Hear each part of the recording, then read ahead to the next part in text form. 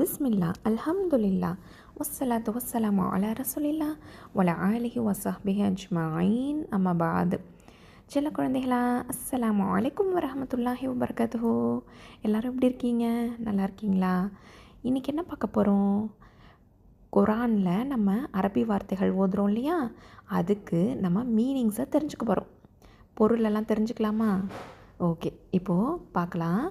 இஸ்ம் பெயர், ரஹ்மான் அளவற்ற அருளாளன், ரஹீம் நிகரற்ற அன்பாளன், கரீம் சங்கையானவன், ஹம்த் புகழ் நன்றி, லில்லாஹி அல்லாஹ்விற்கு, ரப் இரட்சகன், ஆலமீன் அகிலங்கள், முஸ்லிம் கட்டுப்படுபவன், முஃமின் நம்பிக்கையாளன்,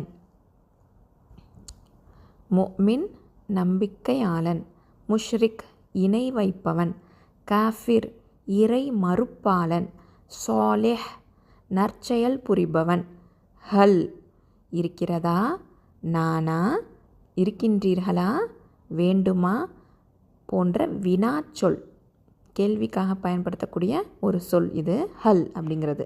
நாம் அப்படின்னா ஆம், இது பதிலுக்காக நம்ம சொல்லக்கூடிய வார்த்தை. இன்னொரு தடவை படிச்சிடலாமா?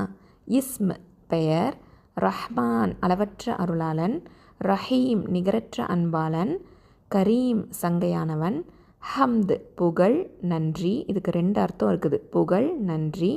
லில்லாஹி லீ அதுக்கப்புறம் அல்லாஹ், அதுதான் லில்லாஹி அப்படின்னு சொல்கிறோம். அது அல்லாஹ்விற்கு அப்படின்னு அர்த்தம்.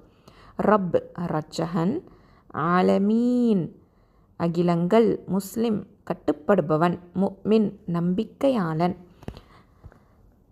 முஷ்ரிக் இணை வைப்பவன், காஃபிர் இறை மறுப்பாளன், சாலிஹ் நற்செயல் புரிபவன், ஹல் இருக்கிறதா, நானா, இருக்கின்றீர்களா, வேண்டுமா போன்ற வினாச்சொல், கேள்விக்காக பயன்படுத்தக்கூடிய ஒரு சொல்.